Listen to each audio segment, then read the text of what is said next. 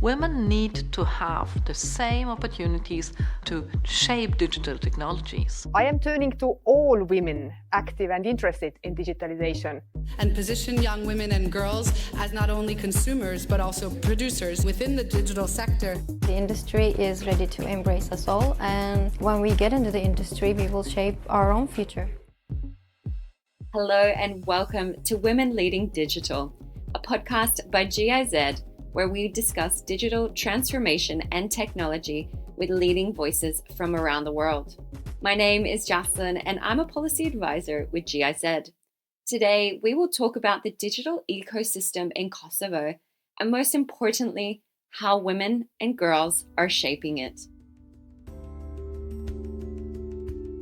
The uniqueness that Kosovo, from that very difficult time that we spent during the war, the right decisions immediately after the war make Kosovo a unique place with internet penetration and with skillful people in technology. I'm joined now by Teuta Sahatqija.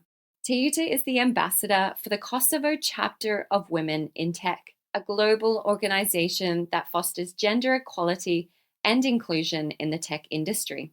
Previously, Teuta worked as Kosovo's Deputy Minister of Foreign Affairs and Diaspora, and she served as the General Consul for the New York Consulate in Kosovo. She has over 30 years of experience in the fields of tech, business development, and marketing. I must say, I'm really looking forward to an inspiring conversation with you here today. Thank you so much for being here, Teuta. Thank you very much. I'm also looking forward. First off, I'd like to know a little bit more about your early career. When did your interest in studying electronics and engineering start? This question is very dear to me. In fact, I think that I was meant to start to be an engineer. My father was a teacher in school of techniques, and he instilled this desire for technology. I remember from early childhood my best toy were not dolls or something like that. I had a box with 50 electrical experiments. And I enjoyed making a motor or a bell, electrical bell, or working with different experiments of circuit and other things. And I was enrolled to a very special secondary school. It was Mathematics Gymnasium. At that time, there were only 3 of that kind in former Yugoslavia. And those schools had been for finding talented children in mathematics. In Pristina Gymnasium, there were people from all over Kosovo, from south of Serbia, from Macedonia, from Montenegro. And in fact, I was the only girl in that school. That time, people thought there were also some of professors, fortunately not all of them, that thought that mathematics is too heavy for a girl's brain and that girls should find some easier professions and leave science and mathematics to boys and to men. It was very difficult, not easy at all, but fortunately I stayed there, I gave my best, and I graduated with the highest marks in that school. After that, it was very natural to continue my career in engineering faculty, in Faculty of Electronic Engineering and Computer Sciences, where I graduated after 5 years as one of best students. And since then, you've worked all over the world and spent time in a number of different countries throughout your career. What makes Kosovo unique from other regions where you've worked, especially in terms of digital entrepreneurship and inclusion? I will tell you, it seems like a story, but it's a true story. Immediately after the war, there were a lot of finances, a lot of donations brought to Kosovo. And I had a privilege to meet Jim Strickler. He was the head of IRC at that time. And he was one of those who made decisions where these funds should go. He told me that there were discussion to buy the plastics that will cover the roofs, because after the war there were almost no house with a roof. They were bombed or they were burned. There were no shelters enough. And he said, no, we will not give all money for plastic. We will do something else. We will bring an internet dish. And we will cooperate with IOM to put internet dishes in all cities. We are forgetting, but after the war, there were no telephone connection between cities because telephone towers are the first to be bombed. So with internet connections, they started to connect with each other. Other thing was that most of donations went to computer trainings. I had even 5 trainings per day, training from young people to old people to people who in schools, in businesses, in institutions, how to use internet and how to use Office. Wow, it really sounds like Jim Strickler made a pretty bold move. What do you think about his decision today? In fact, I think that butterfly effect in 1999, such a wise decision, created the critical mass of people who know to use internet and who know to use computer. And it immediately created the business opportunity for businesses to start internet cafes here and there and to buy computers. And that big internet dish, IPCO, started immediately with a Cisco, and that brought Kosovo to today. It's 99% cover with high-speed internet. In region, there are the biggest number of skilled, educated people who are very skilled in technology and able immediately to enter technical job market. And beside that, in Kosovo, if someone tells you that he or she speaks 3, 4, 5 languages, is something very usual. I speak only 6 and I understand 2 others. So I think these were the uniqueness that Kosovo, from that very difficult time that we spent during the war, the right decisions immediately after the war, the very visionary decisions, make Kosovo a unique place with internet penetration and with skillful people in technology. Thanks for explaining, Teuta. Now, you mentioned skills and technology. Supporting digital skills development is also one of our goals in the Digital Transformation Centers. How did you get to know about the Digital Transformation Center in Kosovo? And what inspired you to collaborate with them? In fact, the Digital Transformation Center in Kosovo is just one road across my house in Prizren. I was born in Prizren. And when I was a young girl, I used to run there in their compound as a young athlete. And with ITP, we have many collaborations in different levels. I heard that from the time when it was designed to become the Innovation and Training Center, and I was in public service as a member of parliament. And I was very happy that in my hometown, one big innovation center is becoming alive and bringing the possibility to technology-oriented people to get the best from that. With ITP and with GIZ, I can state several of activities we had. What have been some of the projects that you focused on with our colleagues in Kosovo?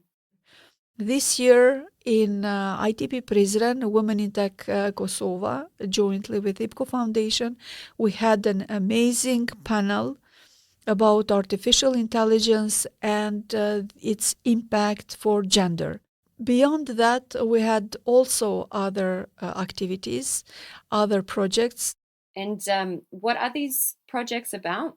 The project is about outreach of bringing more girls and women to the trainings that are done in ITP Prizren with Cactus Education and with Meddan Company.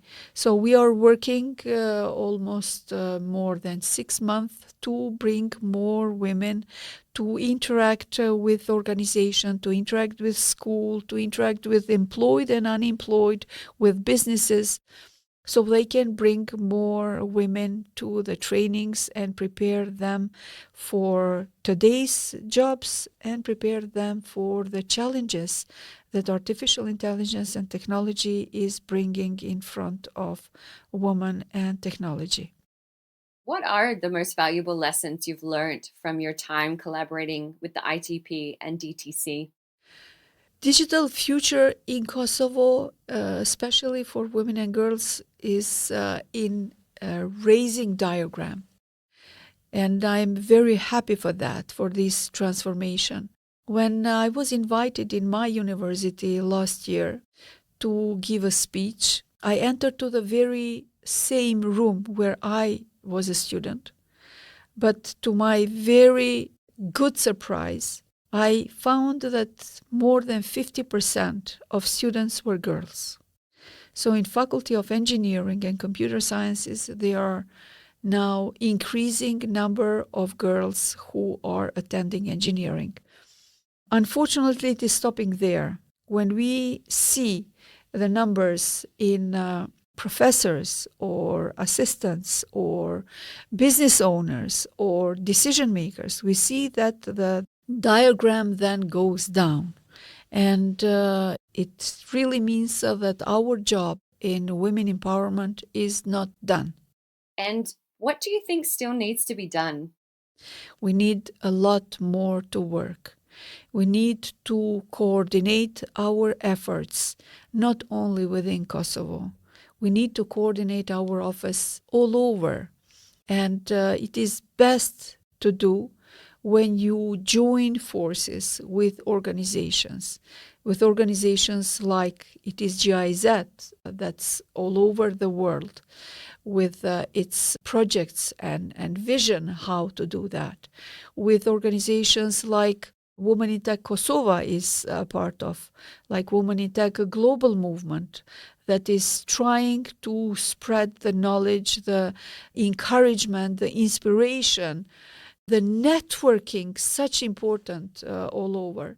It is important to have coordination with UN agencies and with SDGs, SDG 5, Women Empowerment, SDG 8, and every other SDGs that also empower women if it is in coordination. So we need to be a part of a global work, of a global world, of a global efforts of empowerment. And it is the best if you are part of that. I'm really happy to hear that our vision resonates with our partners. It is kind of reassuring to know that we're in this together. Definitely. Definitely in the interconnected world with internet and with softwares, with algorithms. We are one big village, interconnected in every way. So whatever happen in one part of the world, it will have impact all over. So better do good things and influence and inspire others also to do, and take inspiration from other parts of the world and implement in our local environment.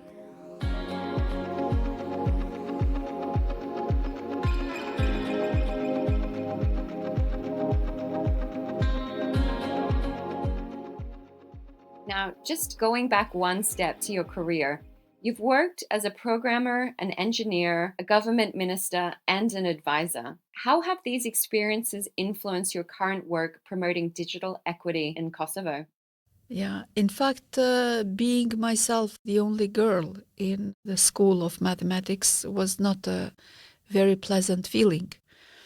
There were a lot of I cannot say stigma, but disbelief that girls and women are able to work hand in hand with men in technology.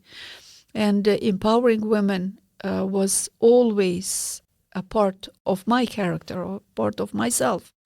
And during all my work, whether it was in technology or later than in public service, and again in technology, return to technology, empowering women was always a part of myself. That's why we need empowerment of women in each and every field. The result is maximal in all. I continued that during my work as a member of parliament, introducing quota, fighting for women empowerment, as ambassador and consul general of Kosovo in New York, as deputy minister of foreign affairs. And after my work in a public institution was finished, I decided again to return to my engineering roots, to my technology roots. But after almost 20 years, everything has changed in technology. Nobody knew about languages that I used to program.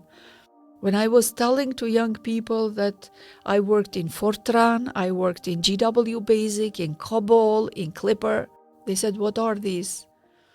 So I needed first to retrain myself to be in line with the new developments, and then together to empower women in technology. And at the same time, I started the branch of Women in Tech Kosovo, that is a part of a Women in Tech global movement. We have, as a global movement, chapters. It's an amazing gathering of women from all around the world joined in tech development, joined in our aim to empower 5 million women and girls up to 2030.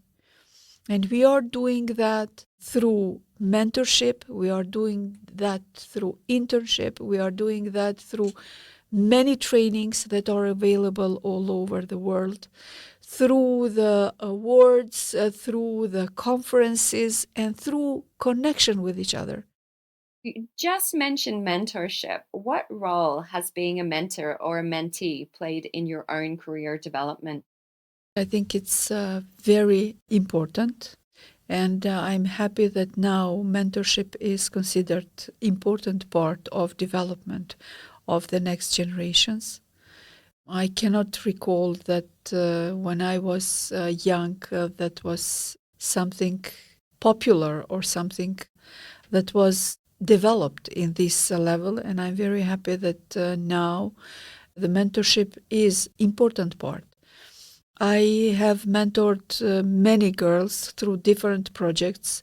Now lately it was Mentoring of Future project that I mentored, and mentoring with women in tech in Kosovo, but also in a global level. I saw that my mentees were happy. We still have very good connection together.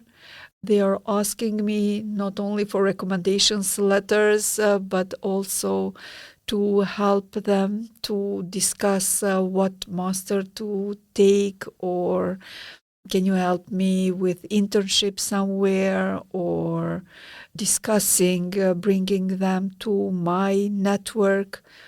And I think that through mentorship you fast forward the work that they do, but will take more time or more energy and more going around. And mentor is someone who has the torch of a light that make the path of a mentee easier. From what I understand, much of your work today revolves around ensuring the next generation has more opportunities for digital inclusion than you yourself had. How do you think we can continue to foster digital inclusion in such a rapidly changing world? The future need to be future of both genders. Otherwise, it wouldn't be the good future. So to have the good future, we need boys and girls, men and women, equally to participate in all parts of the chain. Especially today with artificial intelligence so powerful entering our life. We just discovered about ChatGPT, and it opened completely some new horizons, sometimes scary horizons, sometimes so hopeful, giving hope for them.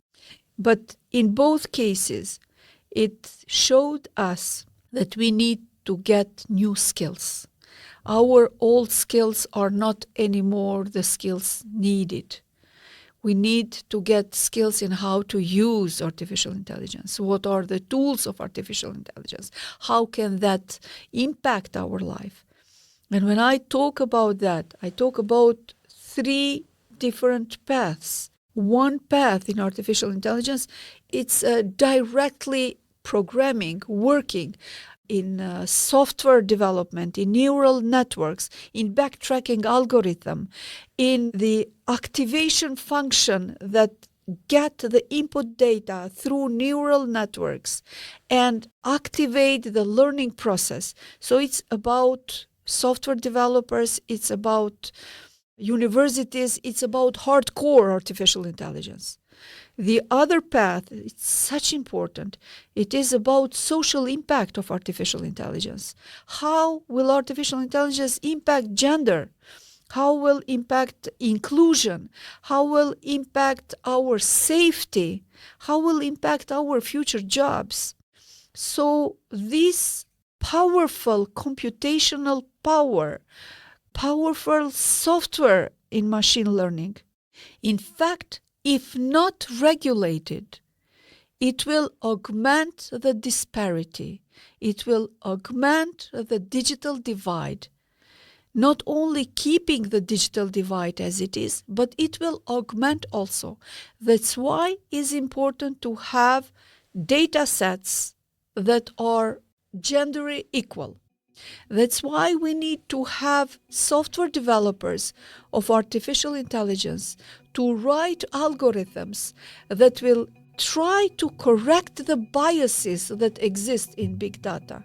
That's why we need decision makers and institutions to regulate this field that is totally unregulated for the moment, to be inclusive, to correct the biases, and to be good for all humanity, not only for a part of that. So in these new, very challenging times, we also need very challenging and very brave people, very visionary people who knows what's happening and who are willing to correct and make the technology good for all. Yes, I agree. We definitely need more women who actually want to get into the technology field. And this actually leads us to our final question. What advice do you have for any of our listeners who happen to be young women, either already working in tech or aiming for a career in this field? I want to tell to these young girls and women, first, to believe in themselves, to know that even sky is not a limit. We have footsteps on the moon. So you can dream and you can make your dreams reality. I advise to these young girls and women to try to find a mentor and make their path easier and stronger with a mentor. To be able to achieve and to expand their networks through the network of their mentors. I want to tell the young girls and women that being an engineer or being a person in technology is good, is cool, it's paying good, and it's a place for you deserve. Thank you so much for your time, Teuta. It was really such a pleasure talking with you. Thank you so much, and I hope we will have possibility to meet in person.